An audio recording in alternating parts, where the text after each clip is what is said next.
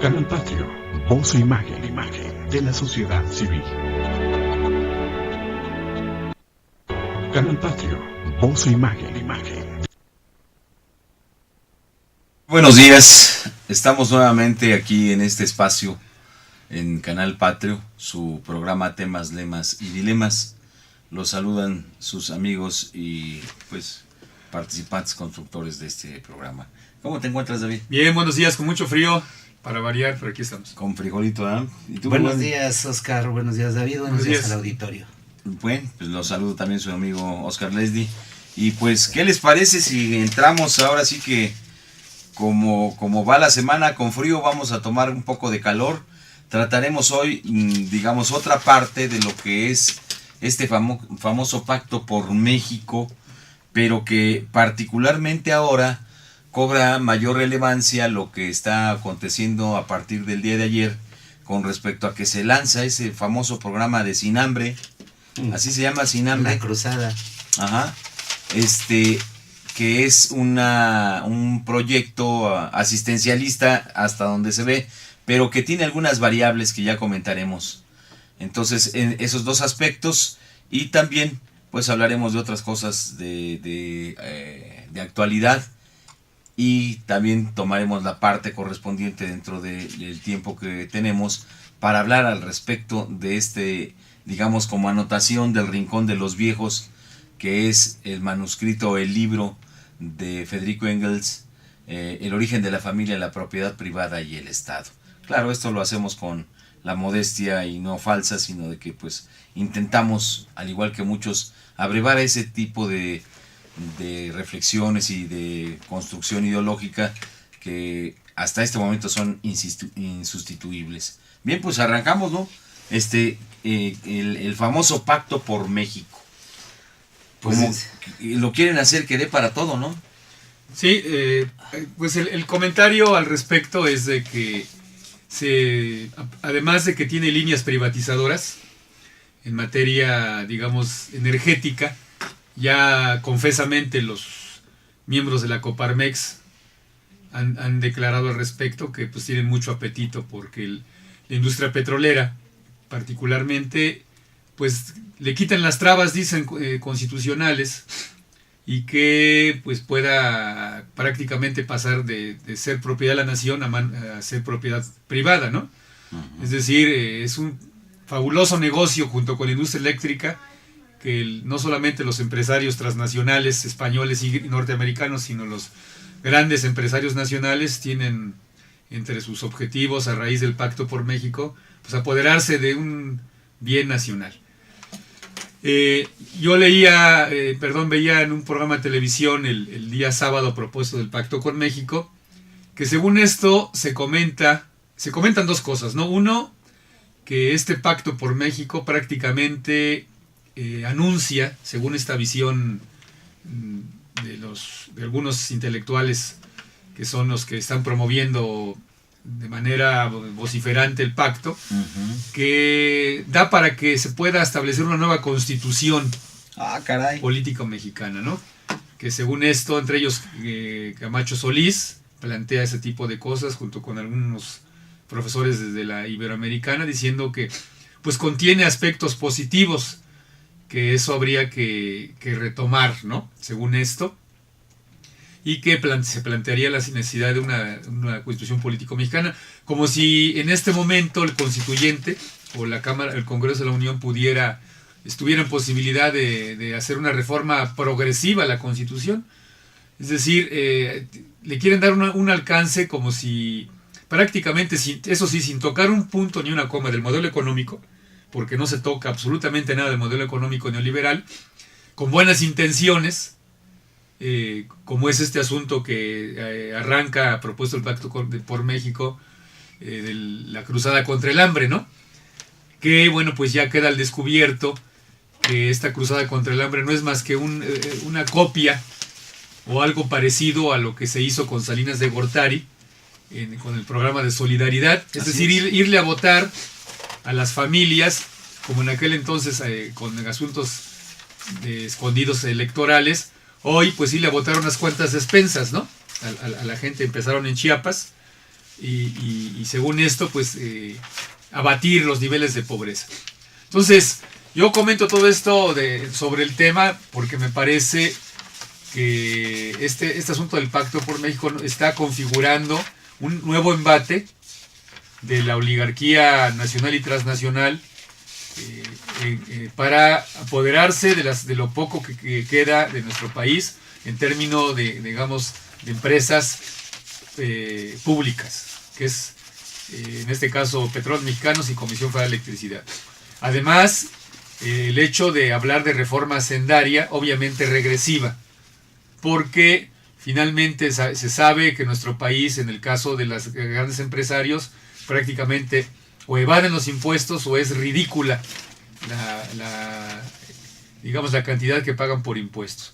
Y además, obviamente, si privatizan Petróleos Mexicanos y Comisión Federal de Electricidad, hay que recordar que estas empresas son una es la caja grande y otra es la caja chica del gobierno mexicano. Y que si estas empresas pasaran a manos particulares, lo que estas empresas aportan al erario público, pues tendría que ser sustituido, en esta visión del Pacto por México, pues por nuevos impuestos, ¿no? Como es el caso de agregar impuestos a medicinas y alimentos. Es decir, es el plan, a diferencia de lo que está sucediendo en América Latina, es un plan de todavía profundizar más las políticas neoliberales. ¿Y por qué digo que a diferencia de América Latina? Porque en Argentina, en Ecuador, en Bolivia, en Venezuela, en Brasil, lo que han hecho los gobiernos de ese país, sin ser gobiernos socialistas, no me atrevo a decir eso, salvo el caso a lo mejor de Venezuela, sin ser gobiernos socialistas, lo que han hecho esos países es quitar o abandonar las políticas neoliberales en materia económica particularmente. Sí, van de regreso, ¿no? El estado de bienestar. Claro. Y aquí, al contrario, en contrasentido con ello, lo que están haciendo es ahondar las políticas neoliberales que ya han mostrado en México en cerca de 32 años, que el único que han servido las políticas neoliberales es para acumular riqueza, para una camarilla de supermillonarios o multimillonarios y ahondar los niveles de pobreza. Simplemente hay que checar, voy a permitirme, para dar paso a sus opiniones, lo que salió en el periódico La Jornada el lunes pasado, a propósito del asunto de la pobreza en nuestro país, ¿no? Y dice La Jornada que de acuerdo al reporte de la CEPAL, que es, hay que recordar que es la Comisión Económica para América Latina y el Caribe, que es parte de la Organización de Estados Americanos y de la ONU, ¿no? Es correcto.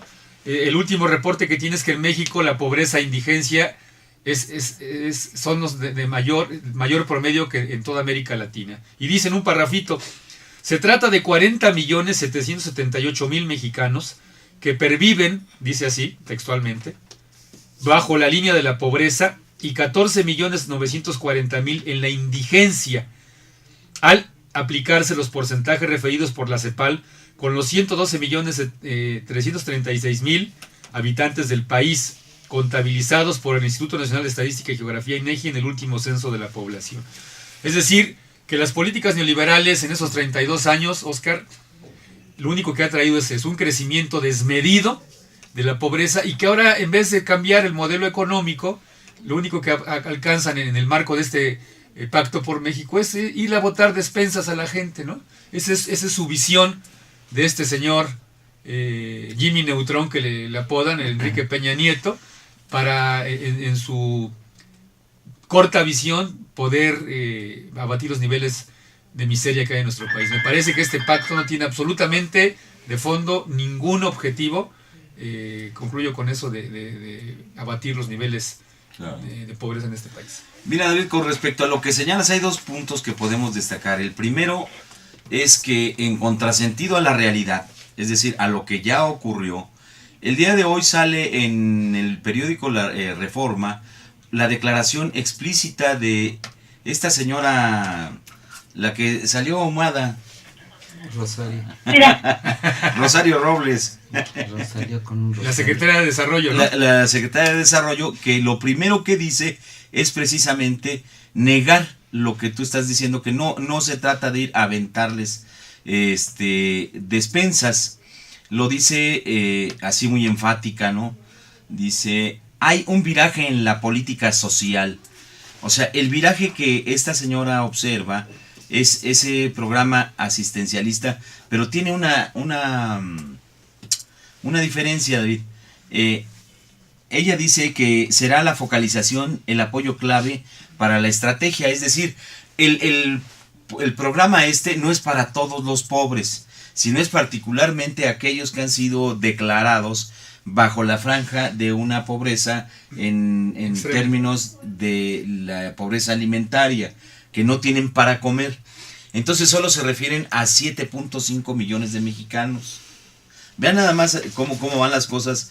Si por un lado el asistencialismo, que si, como lo señala David, era ir a aventarles una despensa, ir a anotarlos en algún programa para que pasen mes a mes a recoger unos cuantos pesos, este programa también argumenta que tiene 3 variantes. Una de ellas, o parte de ellas, digamos, son 3 ejes. El primero es identificar a estos que están en una pobreza extrema por debajo de la línea alimentaria, y entonces ir trabajando en función de mejorar de manera paralela sus condiciones de salud y la educación de sus hijos.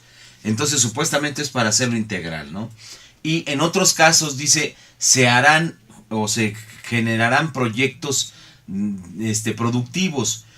Quiere decir que este modelo neoliberal cerró, por ejemplo, instituciones financieras del campo, como era Ban Rural, que fue de los primeros elementos que cayeron ante el embate del modelo económico neoliberal, al gobierno decidir su desaparición. Y entonces ahora quieren revivir esa parte. Es decir, una parte va a ser para generar proyectos productivos. Nos preguntamos simple y sencillamente, ¿quién los va a llevar adelante? ¿El campesino de manera directa? ¿El pobre de manera directa en las ciudades? Porque si es el campesino, tendría que ser a través de estímulos financieros, que sería el banco. Y si es en las ciudades, bueno, pues finalmente aquí tenemos el Banco de Obras, Banco de Obras y Servicios, Banobras, ¿no? Banco Nacional de Obras y Servicios Públicos, que está quebrado, lo quebraron los panistas. Entonces no es más que demagogia. Y claro que esto no iba a estar sin respuesta, porque ni más ni menos que a donde fueron a abrir el proyecto es a Chiapas. Y pues ni tardo ni perezoso, el día de hoy el subcomandante Marcos pues ya les mandó una respuesta y una carta con una caricatura muy gráfica, con un dedo que voy a repetir, creo que es así. Así. Y entonces esta señal irritó mucho al dirigente del Partido de la Revolución Democrática. Y aparte el texto de Marcos, que vamos a seleccionar una parte y le daremos lectura un rato más, dice que él con albures, nada. Que él es un hombre de izquierda y que además que es un acto majadero. Sí, pero cobra con la derecha, ¿no? Sí, pero fíjense nada más que al firmar el pacto, a mí claramente me está diciendo este cuate, este chucho, pues ni siquiera no una señal así, sino me está mentando la madre. Es decir, le está mentando la madre a todo el pueblo de México, porque ni es de izquierda y traicionó algo que no trabajó por él. Si no hubiera sido por la candidatura de Andrés Manuel López Obrador, los chuchos estarían recogiendo la basura de los banquetes que serviría el PAN y el PRI. Pero bueno, yo la dejo hasta ahí. ¿Tú cuál es el comentario que tienes al respecto de esto? Bueno, me parece que hemos ya, ¿cómo decir? Nos hemos desempolvado un poco de las fiestas de fin de año, y me parece que ya en la tercera semana de lo que va del año, este país vuelve a entrar a la normalidad. Tenemos notas que me parecen muy importantes, la que se están señalando, que tiene que ver mucho con lo del pacto por México. La otra nota, la Cruzada Nacional contra el Hambre. La cuestión de, saldrá Florence Cassés, el caso de Florence Cassés. Y el otro asunto, el problema de los generales, ¿serán inocentes o no son inocentes? O sea, el país está otra vez en una dinámica normal, digámosle así, ¿no? Oscar y David. ¿Qué pasó también con lo de las tarjetas Monex? Los créditos que le otorgaron precisamente al PRI. En fin, el país está ya de nuevo en la normalidad. Es decir, está patas para arriba, lo cual indica que hay normalidad. Exactamente, ¿no? Y entonces resulta que nos debiéramos de hacer la primer pregunta. De verdad, y ayer escuchaba yo una nota por la noche, si el pacto está sustituyendo al Congreso. Ayer Peña Nieto decía que no, yo creo que sí, ¿no? ya en un programa que habíamos sostenido nosotros aquí en Canal Patrio, habíamos dicho que el pacto que tienen todos los mexicanos es el que está establecido en la Constitución política. Claro, es el pacto Unidos social llamado, mexicanos. ¿no? Ahí Claro. está el pacto. Y que efectivamente al firmarlo gente que ni siquiera fue electa por la decisión de los mexicanos, Como los presidentes de los partidos, como el Chucho, ¿no? exactamente, tenga que ver ahora en la conformación y en la firma de este pacto. Pues bien, uno de los aspectos de la firma de este pacto es que pretenden entre 6 meses y un año terminar con el hambre en este país. Uno de los propósitos, tú hablabas en una cifra de 5 millones, Oscar, ayer yo también escuchaba en la nota, 7.4 millones de mexicanos pretenden acabar con la pobreza. Yo digo Como que dice doña Rosario, focalizados, o sea, ese sí. término de izquierda, el foquismo, Sí. bueno, ya lo aplica la señora no que creen, salió ahumada de la cola. no creen en todo caso que aquí se está tratando de reproducir los otros programas de carácter social que ha habido, como fue en su momento el Pronasol, el más actual que tuvimos con el PAN. Oportunidades, etcétera, es la reproducción exactamente. Pero de lo fíjate, mismo. Pero yo también estoy visualizando la posibilidad de que tenga sus tintes de carácter político. no, lo Durante echan a este año va a andar. haber 14 elecciones. Este año va a haber, exactamente. 14 elecciones federales, ¿no? O sea, en varios estados va a haber elecciones. Y otra vez, como fue lo de las tarjetas Monex, por eso lo del estarla ligando, ¿no? Es otra vez estar comprando. Es con la hacer necesidad, con todos el los hambre. preparativos. O sea, ¿qué es lo que hacen normalmente con estos programas? Hay dos cosas que hay que decir cómo es que pretenden desviar la atención. Abiertamente ya Peña Nieto y la señora esta ahumada, perdón, Doña Rosario. Doña Rosario Robles. Ya ¿Por tiene qué- pedigrí. ¿Por qué la ligo yo con Rosario Robles?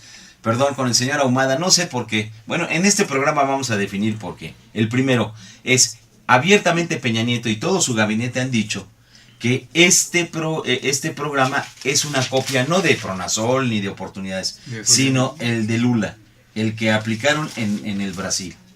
Entonces, de esa manera quiere desviar la atención. Pero en realidad ya hay un operador que en nuestro blog van a poder ustedes encontrar la reseña de esto, porque hace unas semanas un subsecretario de Pronasol dijo que precisamente estaban estudiando la forma de orientar todos los programas sociales que tiene el gobierno en los diferentes, En uno solo, ¿no? a nivel federal y municipal, no en uno solo, sino que este programa Sin Hambre, que es un sistema, va a coordinar a todos los niveles, es decir, estatal, municipal y a nivel federal, el famoso programita. ¿Qué es esto? Maestro. ¿Qué es esto? Pues ni más ni menos es lo que señalaba Jorge Luis. A ver, ¿en dónde va a haber? Pues si fuera nacional, entonces no podría hacer el manejo igual, porque tendría que ser el mismo en todos los estados. Pero con eso de que se trata de coadyuvar y tener todos los niveles de gobierno bajo esta óptica. La rectoría de uno solo, ¿no? No es uno solo, es el sistema, le llaman sistema, porque entonces pueden operar en aquellos estados en donde va a haber elecciones, pues entonces pueden inyectar recursos federales. Claro. Y entonces, en donde hay cuestiones municipales, pueden inyectar recursos estatales. Es decir, los priistas de nuevo muestran el viejo oficio con una nueva cara, el clientelismo. Muestran nuevamente el que medran con la necesidad de los mexicanos. Y eso realmente es verdaderamente demoledor. Es demoledor hasta donde no tenemos realmente límites. Y creo que, no sé si les parezca correcto, hagamos una pequeña reflexión y mientras, pues también hagamos una pauta musical. Esperemos que hoy los arranquen bien, ¿no? Quieres todo para todo y has olvidado mis intereses. Y al defender estos pobres no te has fijado cuánto me ofendes. Los soldados me defienden porque su sueldo lo pago yo. La paz debe conservarse, seguiré siendo lo que ahora soy.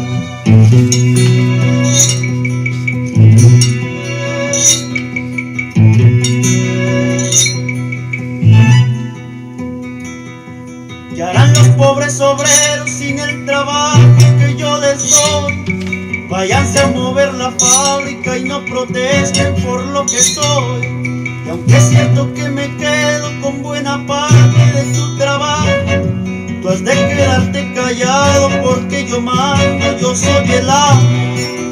Tienes un pueblo tranquilo, de que te quejas, obrero pobre. Si el salario no te alcanza, todo es muy fácil, trabaja doble.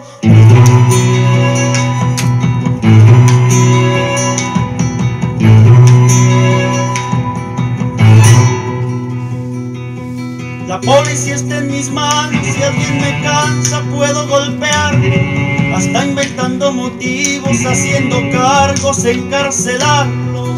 Estudian que tus estudios, que los rectores caros me salen, les pago para que aplasten todos sus gritos de libertades. No quiero más revoltosos en esta tierra que es para mí. Mi dinero compra leyes, gobernadores, jueces de aquí.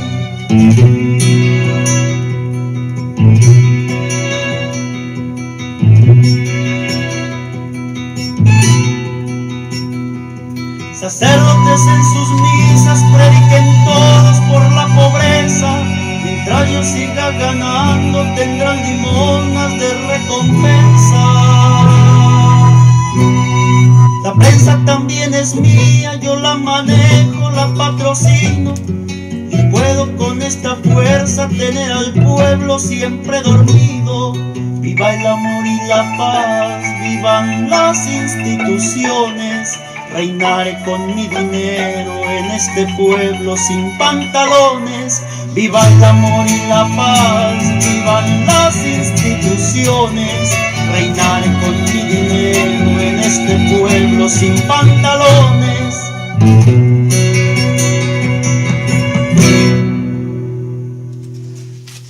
Bien, pues ¿qué les parece? Es una canción muy ad hoc. Es la letanía de los poderosos, pues con Gabino Palomares. Pues regresamos al tema, ¿no? Entonces, ahí están los rieles por donde va a correr esta cosa, claro, del sin hambre, y que está ligado al otro, ¿no? Al pacto. Sí, llama la atención el día de ayer que escuchaba la nota, es que ellos se comprometen a que con estos 107.4 millones de mexicanos, por lo menos lleguemos al grado del cero hambre. Cero hambre. Que ya no hay, que ya no hay. ¿Es una nueva definición? Fíjense que... Pero además se pretende la disminución de la nutrición, ¿no? Yo creo que tenemos que ser claros, ¿no? Y hablar con franqueza y con verdad, David, a partir de que precisamente para que se pueda acabar con el hambre en este país, se requiere una política económica distinta. Si ya no podemos seguir con ese modelo, ni podemos seguir estando con esas dádivas, ¿no?, que son transeccionales, es decir, cada sexenio se nos implementa un nuevo programa social que no ha reducido en ningún momento el hambre. Por el contrario, no ha ido creciendo, y todo se debe, lo que hemos estado planteando hasta el cansancio, al modelo económico que se está viviendo no solamente en este país, sino casi en todo el mundo, y que bien lo señalabas tú, David, que para cambiar esta situación ya hay ejemplos ahí en países sudamericanos en donde se ha tratado de ir recuperando lo que es el estado de bienestar, en donde pues, un ejemplo claro es Venezuela, en donde se ha venido abatiendo un poco más la pobreza. Entonces, si no hay ese cambio de modelo económico en el país, simple y sencillamente vamos a continuar de la misma manera, en donde va a haber más mexicanos, no solamente con hambre, con falta de empleo, con falta de tener una casa, sin la posibilidad de mandar a sus hijos a la escuela, etcétera, etcétera. Yo no sé qué es que precisamente el punto, compañeros y Jorge, es el asunto del hambre. No lo podemos ver como un hecho aislado. Es decir, ¿por qué existe hambre en el país? Efectivamente es producto de un modelo económico que lo que ha venido haciendo es polarizar a la sociedad en un puñado de millonarios que poseen, no solamente son los 10 de Forbes, sino son aproximadamente, se hablaba hace tiempo, de unas 100 familias que son las que acumulan la mayor parte de la riqueza de lo que se produce en este país. Y por otra parte, del otro lado estamos todos los millones de mexicanos que lo único que poseemos es nuestra fuerza de trabajo, y que nuestros niveles no solamente de hambre, sino de poder accesar a bienes esenciales como es la cultura, la educación, la salud, cada vez están negados, ¿no? Entonces, el asunto del hambre, ¿por qué padece hambre una población? pues es por diversas causas. Una es el modelo económico, es decir, si realmente se quiere combatir el asunto del hambre, lo primero que tendría que hacerse es, en mi opinión, tendríamos que recuperar la soberanía alimentaria. Es decir, hay que recordar que en nuestro país se perdió la soberanía alimentaria, no somos autosuficientes en la producción de, digamos, de granos básicos, que era una cuestión hace algunos años, en los 70s y hacia atrás, que éramos autosuficientes en la producción sobre todo de maíz, de trigo, de sorgo, de frijol, etcétera, ¿no? Eso se perdió, las políticas neoliberales eso les interesó muy poco, y hoy son las empresas transnacionales las que acaparan la producción de esos artículos básicos. Entonces, realmente un programa para combatir el hambre es que recuperemos la soberanía alimentaria. Por otro lado, que la gente tenga empleo, es decir, tanto en el campo como en la ciudad. Claro. Y en el caso concreto de Chiapas hay que comentar que si realmente tuvieran ellos el objetivo, el señor Enrique Peña Nieto con su camarilla, de plantear el abatimiento de la pobreza y del hambre, pasa, por ejemplo, por hacer respetar los acuerdos de San Andrés, porque ese es un tema que no se olvida. En el caso, no fue casual, hablando de esas partes, que hayan ido allá, ¿no? Ahí, si realmente hubiera voluntad política, tiene que pasar por el reconocimiento de los pueblos originarios y en el caso general, por el restablecimiento, en este sentido, de la soberanía alimentaria. Ahora, en las ciudades, el abatimiento del hambre tiene que pasar por el hecho de que se aplique a cabalidad lo que establece, Óscar, el artículo 123 en su fracción sexta. Exactamente, es una cuestión el gran pacto constitucional social que hablas tú, y que yo recomiendo al respecto la relectura de una obra importantísima de el ya fallecido Emilio Krieger, constitucionalista, que plantea que efectivamente el pacto social, que es la constitución, el gran pacto social, se ha quebrado, ¿no? Y hablo del 123 precisamente porque establece, para concluir esa idea, la necesidad de que los trabajadores de este país ganemos lo suficiente, es el concepto correcto, para que podamos proveer a nuestras familias no solamente de alimento, sino también de los accesos a la educación, a la salud y a la recreación. Entonces, en esos términos, para que pueda darse esa condición de un salario suficiente que haga que se fortalezca el mercado interno en este país, que haga que los trabajadores, además de tener un empleo digno, puedan gozar de las prerrogativas básicas de un ser humano, eso tiene que pasar por la aplicación de los aspectos fundamentales, no del Pacto por México, eso es una torpeza, sino de esta Constitución.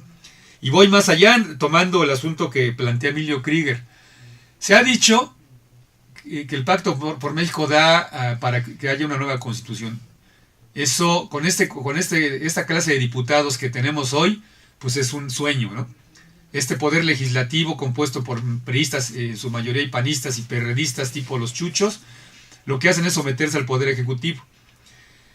Hay que recordarles a quienes plantean eso que el artículo 39, en conexión con el artículo 136, establece lo siguiente: no solamente que la soberanía reside en el pueblo, porque eso es lo que luego nos dicen, ¿no? Sí, es que suena muy bonito, sino que el 136 establece que dice Emilio Krieger, que el postular la inviolabilidad de la Constitución establece que la fuerza y vigor, seguramente se quiso decir validez de la Constitución, no se perderán, aun cuando por una rebelión, seguramente debe entenderse por algún acto concreto de violencia, se interrumpa su observancia. Es decir, aquí quiero llegar al sentido de que están violentando ese pacto social las clases gobernantes, los grandes empresarios. Entonces, necesitamos precisamente los trabajadores organizarnos para restituir la legalidad constitucional en base a lo que establece el 136, porque lo que están haciendo los gobiernos neoliberales es precisamente, son actos de rebelión. El Pacto por México es un acto de rebelión en contra de nuestra Constitución político mexicana. Claro. ¿No? Es un acto de rebelión de los grandes empresarios que quieren todo en este país, que no les interesa la contraparte, que no les interesa que el número de pobres vaya creciendo, y que además utilizan, porque hay que decirlo también así como lo utilizó Carlos Salinas de Gortari, hoy su hijo, ¿cómo le llaman? Putativo, que es Enrique Peña Nieto, aplica un programa parecido para precisamente utilizarlo con fines electorales, por todo lo que se está jugando, no solamente en este año, sino lo que se va a jugar en el 2015, cuando haya elecciones de carácter federal. Entonces, esos crímenes que están produciendo esta élite gobernante, no la podemos permitir, ese es el asunto, ¿no?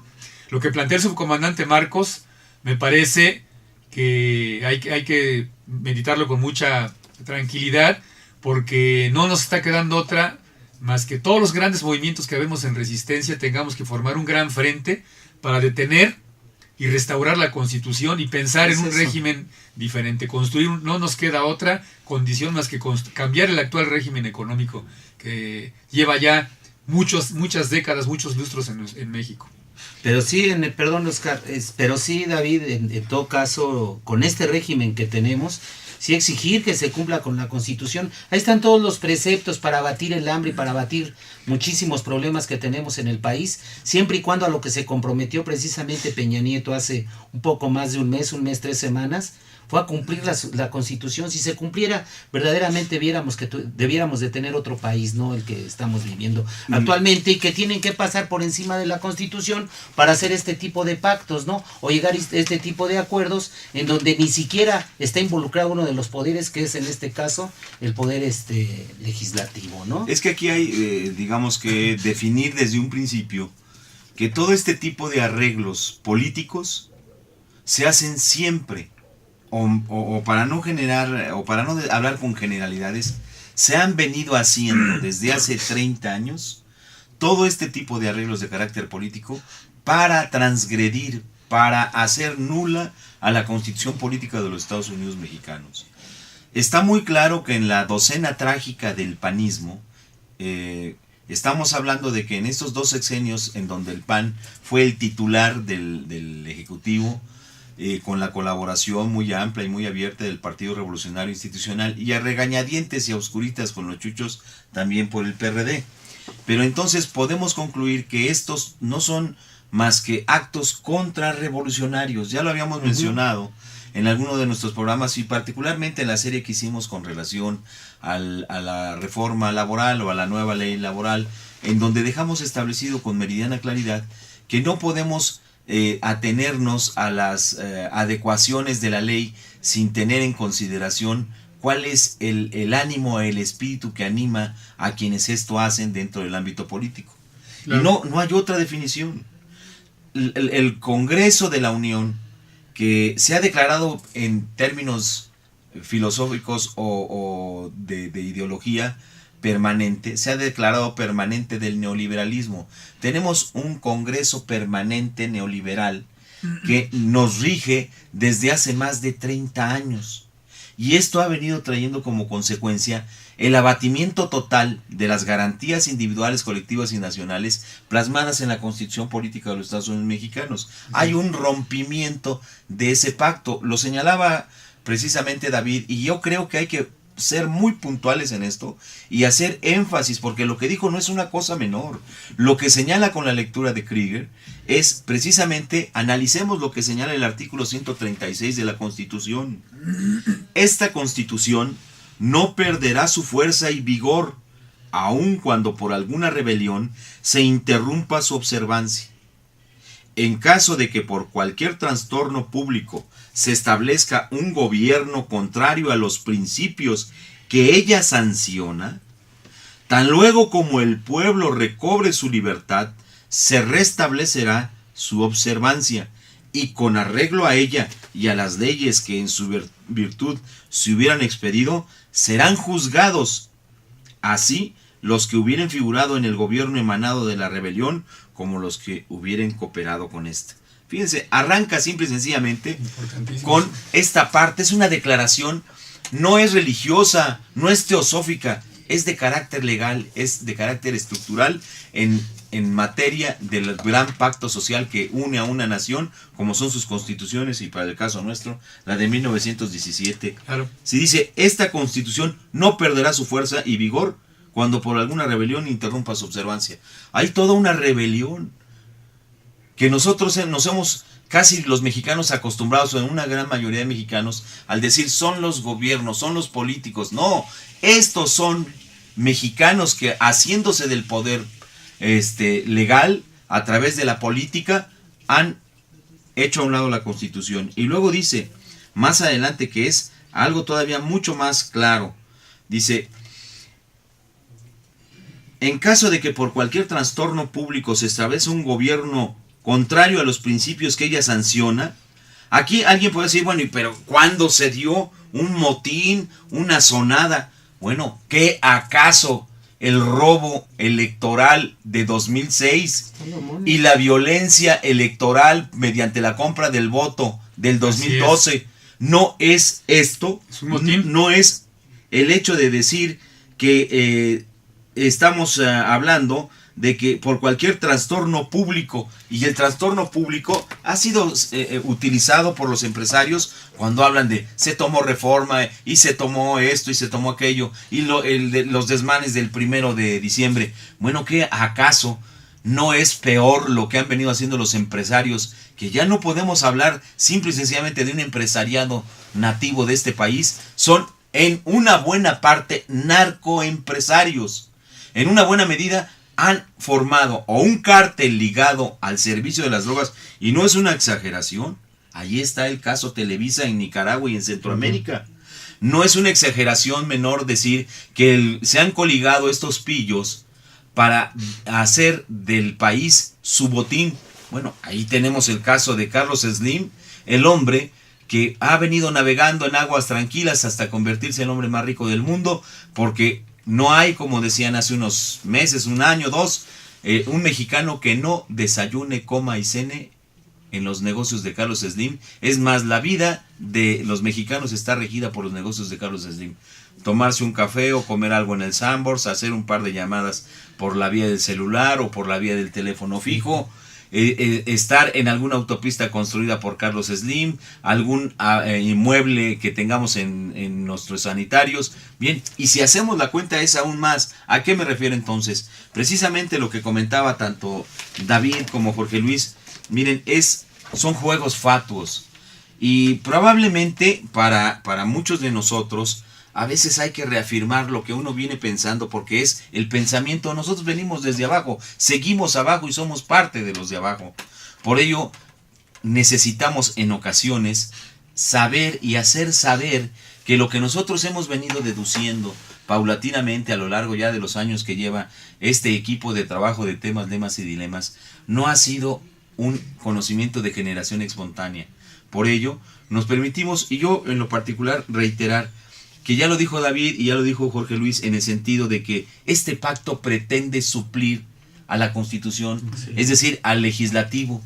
Y este pacto no es otra cosa más que la adhesión política de los que tienen el mismo sino, es decir, PRI, PAN, PRD y todos los demás partidos que están en el Congreso. No tienen otra visión más que la de seguir escalando y trepando para seguir obteniendo recursos económicos. Pero esto ya lo hemos dicho nosotros. ¿Pero qué dicen los especialistas? Yo cito, por ejemplo, brevemente lo que dice Muñoz Ledos. Dice: no se puede confiar ni confundir el pacto con cooptación, que es lo último lo que ha venido haciendo con la firma de este documento. Debe haber un juego entre gobierno y oposición para que funcione la democracia. En este pacto hay que ampliarlo a más sectores de la población, es decir, incluir a la población. Y luego Alcocer dice: bueno, vayámonos con calma, porque lo que le preocupa a este investigador es que si no se cuidan las formas, tal pareciera que estamos creando un mini congreso de la Unión. Es decir, con esto creo que podemos cerrar esta parte correspondiente, en donde señalamos que finalmente el famoso Pacto por México no es otra cosa más que violentar en un acuerdo de carácter político lo que señala la Constitución Política de los Estados Unidos Mexicanos. No sé ustedes qué opinen, y no sé si después de esto podamos ir a un corte, ¿no? ¿Después del corte? Sí, claro. Bien, pues vamos a escuchar algo ya no tan doloroso, porque vamos a vivir de nuestra realidad. Vamos a escuchar algo de música mexicana con El Gusto.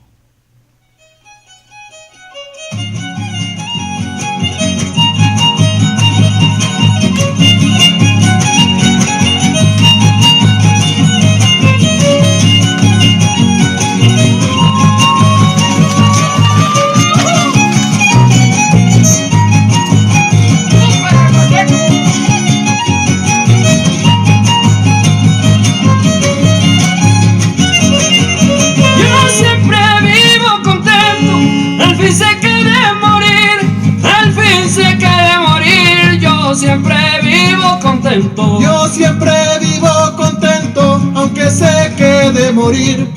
Aunque se quede morir, yo siempre vivo contento. Aunque sufro y me lamento, siempre acostumbré a reír. Siempre acostumbré a reír en medio del sufrimiento.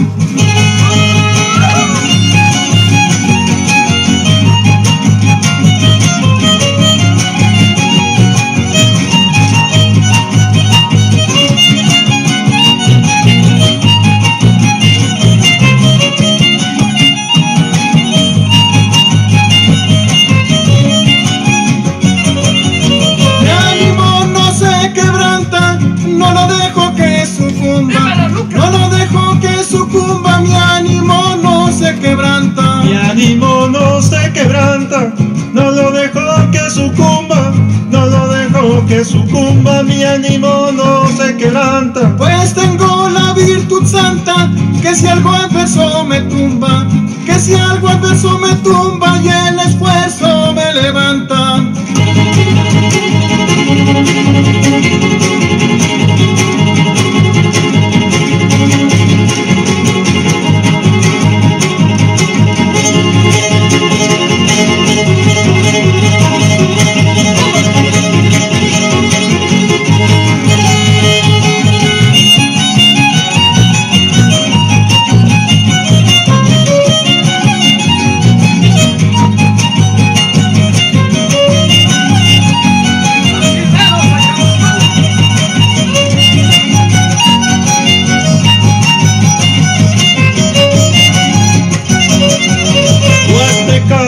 El fecundo, a ti mi alma está cautiva, a ti mi alma está cautiva, Huasteca Vergel fecundo. Huasteca Vergel fecundo, a ti mi alma está cautiva, a ti mi alma está cautiva, Huasteca Vergel fecundo. Deseo con fervor profundo que tu entraña me reciba, que tu entraña me reciba cuando me aparte del mundo. Así se llama.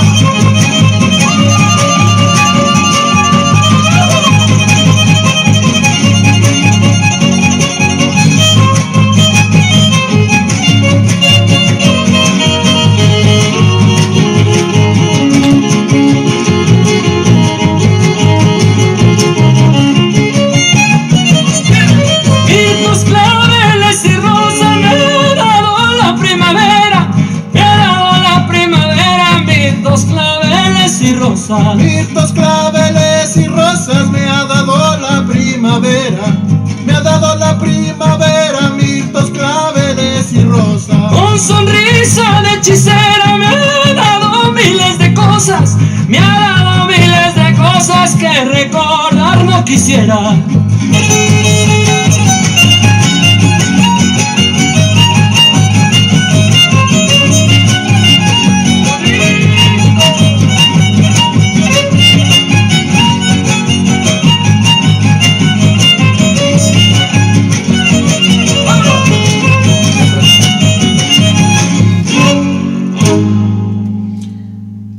Pues, ¿qué les pareció? Este es un buen son huasteco, el gusto. Bien, pues estamos ya en la recta final del programa. Hoy creo que hemos logrado esta posibilidad de alternar un poco de... No podemos evitar que nos sigan viendo el rostro porque estamos muy feos, pero al menos hay una distracción, que es la música, ¿no? Entonces eso ya hace ameno el momento.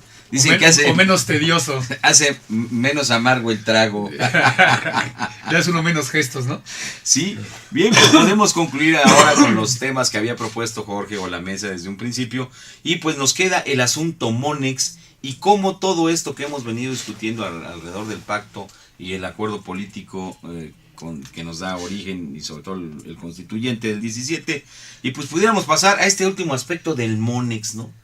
¿Qué pasa con Monex y el cinismo total y absoluto de las instituciones?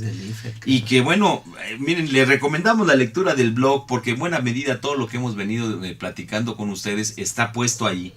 por no decirlo todo, además de que hemos puesto otras cosas adicionales. Por ejemplo, yo no me había enterado bien a bien de esto, que hay un cuate que es el presidente de un país y que no sabe cómo se llama una de las instituciones que va a fortalecer, ¿sí? Y estoy hablando ni más ni menos de algo que me enteré y me dio una risa, pero descomunal, y es de nuevo el Hellboy ataca de nuevo. El Hellboy, en un acto que ustedes pueden ver el video en el blog, pues el cuate no sabe, se le hace bolas el engrudo. Bueno, el Bester Gordillo le dice: quítate que ahí te voy, porque habla y conduce mejor sus despropósitos que este tipo de Peña Nieto, que no sabe ni qué es el IFAI y que si es para el consumo del pueblo o que si es de la opinión pública. En fin, les recomendamos que no puede decir ni no puede pronunciar debidamente constitucional, sí, o constitucionalidad. Habría que regresarlo, pues cuando nosotros cursamos la primaria, ¿no? Que nos enseñaban a primero a deletrear, después a separar en sílabas. Así es. Para tener un lenguaje articulado correcto, no tener problema de estructurar el lenguaje y de estructurar una... Bueno, pero ¿qué podemos pedir? El Hellboy, yo me imagino que estudió en alguna escuela prestigiosa norteamericana, en donde allá Spelling Bee es ir deletreando de una en una y de adelante para atrás y detrás. Yo creo que por eso está medio confundido el muchacho. Pero bueno, entrando de lleno al caso Monex, y sobre todo, ojalá que lo podamos ligar con esta parte que venimos tratando al respecto del libro de Federico Engels, El origen de la familia, la propiedad privada y el Estado. Pues sí, sobre la cuestión de lo de las tarjetas Monex, pues yo decía al inicio de mi intervención que en importancia mediática ya hay varios casos, ¿no? Que están a la luz pública. Ya decíamos que es el caso de Florence Cassés, que hoy seguramente están reunidos los ministros y que yo creo que en un par de horas estarán emitiendo su fallo sobre este caso. Ya están en la discusión.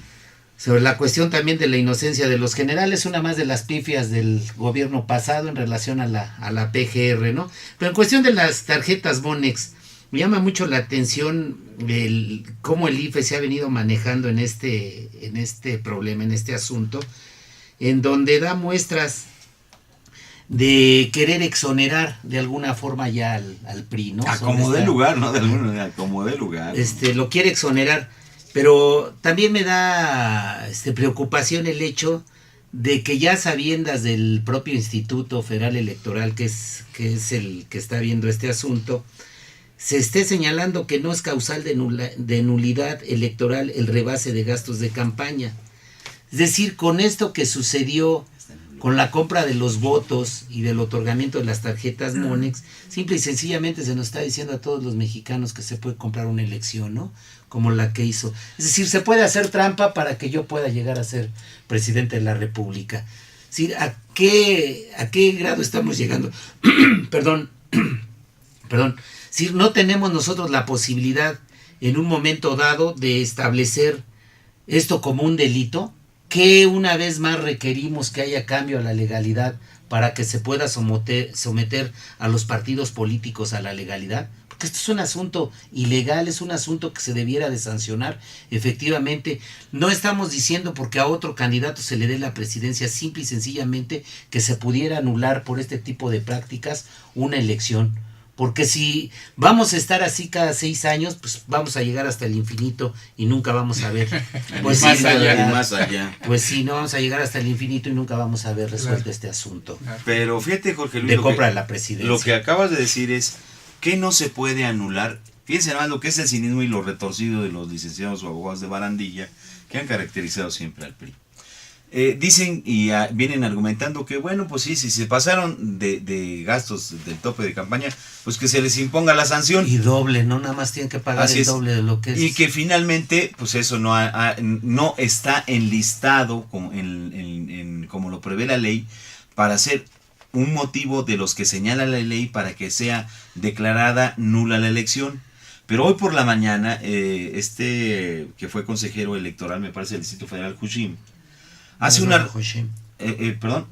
Eduardo Hushim. Sí, Eduardo Hushim, que es un especialista en la materia. Mire, hace un análisis del caso que no se necesita ser muy especialista, sino realmente atender a un principio de honestidad y sobre todo un principio de legalidad.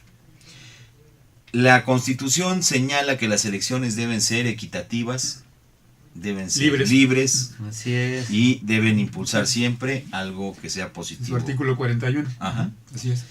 Y pues resulta ser que ahí está lo primero que hay en la violación que hizo el PRI, avalado por el Partido Verde, y que ahora el IFE pues está legalizando, ¿no?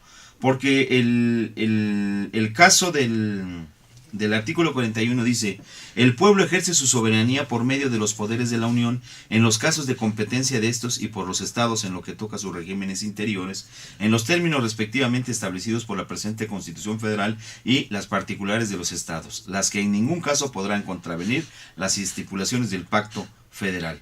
Y luego en la fracción primera nos habla ya de lo que son los partidos políticos. Y en la fracción segunda dice: la ley garantizará que los partidos políticos nacionales cuenten de manera equitativa, con elementos para llevar a cabo sus actividades y señalará las reglas a que se sujetará el financiamiento de los propios partidos, sus campañas electorales, debiendo garantizar que los recursos públicos prevalezcan sobre los del origen privado. Hasta aquí, en esta primera parte, podemos observar que cuando dice que la ley garantizará que los partidos nacionales cuenten de manera equitativa con elementos para llevar a cabo sus actividades, aquí está el primer elemento con el caso Monex. El caso Monex tiene un diseño financiero Así es. que no hace transparente ni transparenta los recursos que le fueron entregados al PRI, porque no había necesidad de generar empresas fantasmas como son estas que Inicio, que ya fueron descubiertas, de tal manera que esto da pauta a que muy bien se pueda meter el dinero de donde venga, del narcotráfico, sí, de los privados, de donde venga. Y este es un elemento que contraviene el PRI con el caso Monex. Y por si fuera poco, ¿no? O sea, al final de cuentas, lo que se señala también en este artículo precisamente es que la contienda electoral tendrá que ser equitativa. Y no hay nada de equitativo cuando se están rompiendo, o sea, se van por encima de los topes de campaña, pero además de ello, se hace con toda la impunidad del mundo, porque más adelante otra ley, que es una ley reglamentaria que es el COFIFE, me parece, en donde se establece el uso de los recursos. Bueno, pues es una terrible burla, en donde de lo que se trata es de, con estos mecanismos, hacerse del gobierno para seguir garantizando tener un estado de impunidad, Oscar. Aparte de un estado de impunidad, un estado que proteja los intereses de quienes lo crearon. ¿Y a qué nos referimos? El estado burgués, el estado capitalista, es simple y sencillamente el guardián de que la burguesía, de que el sistema capitalista esté o goce de cabal salud. Y para ello, evidentemente, tiene que hacer todo lo necesario. No importa que vaya por encima de las leyes. Dicen que estas siempre son perfectibles. Y por perfectibles en boca de los políticos siempre podrán ser vulneradas de alguna manera, ¿no?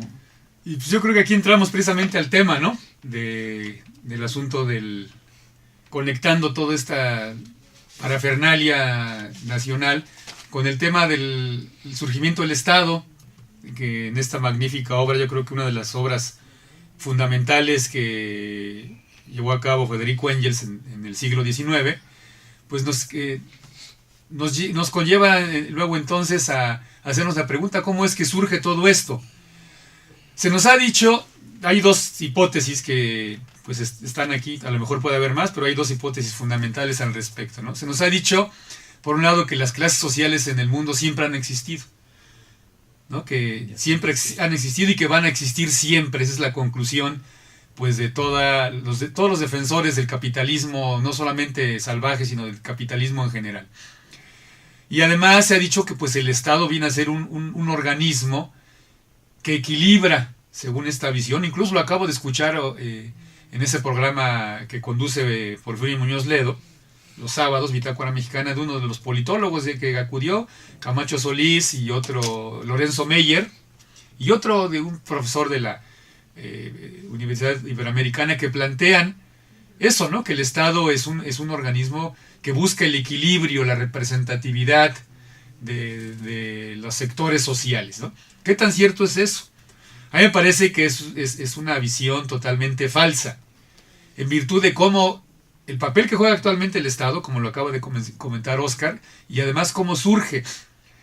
En esta obra, bueno, hay aspectos que a mí me llaman mucho la atención, porque en primer lugar resalta Federico Engels que las primeras etapas ya de la humanidad, ya viéndose al ser humano como tal, no como un ser de transición, sino ya como tal, es decir, un hombre erecto, que crea sus instrumentos de trabajo, que es, según esta obra, es digamos, el criterio con el cual podemos ya medir el inicio de la sociedad humana, ¿no? Uh-huh. ¿En qué momento? En el momento que el ser humano crea sus instrumentos de trabajo, en ese momento empieza la historia de la humanidad. Pero además, en una sociedad comunista, sí. O sea, algo que pues nos pudiera parecer, digamos, a primera vista, pues sorprendente, ¿no? Porque como que ya había comunismo, pues sí. De manera primitiva, los seres humanos poseían todo en común. Había matrimonio por grupos. Es una cosa que hoy se espantan, dice Engels en esta obra. Si yo no sé qué tanto se espantan mucha gente del matrimonio por grupos. Si hoy, por ejemplo, en el caso de muchos matrimonios burgueses, pues se llevan hasta 40 o 50 años de edad, de diferencia de edad, y los matrimonios son por intereses, por dinero, que es peor, ¿no? O sea, es decir, es tan incestuoso, dice Engels, como el matrimonio por grupos, y hoy nos espantamos, ¿no?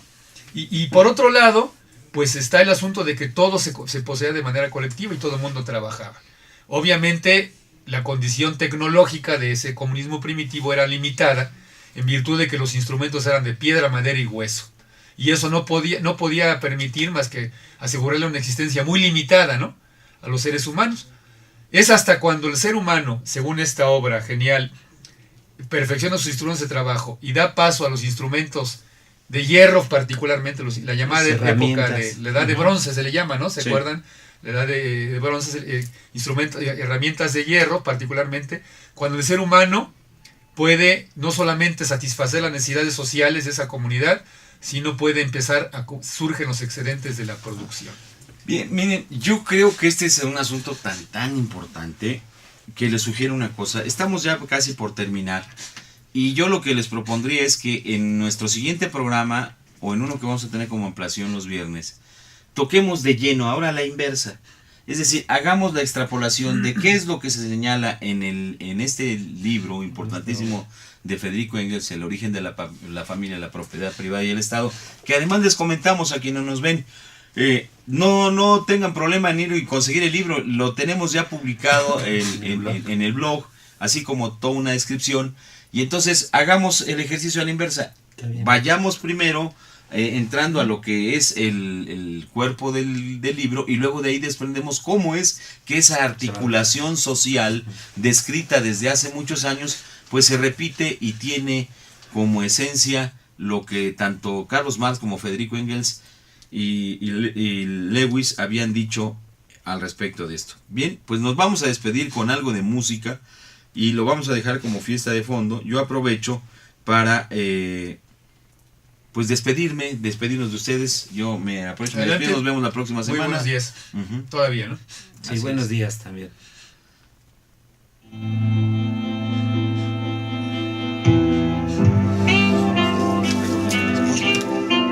Paso el versículo. Sí.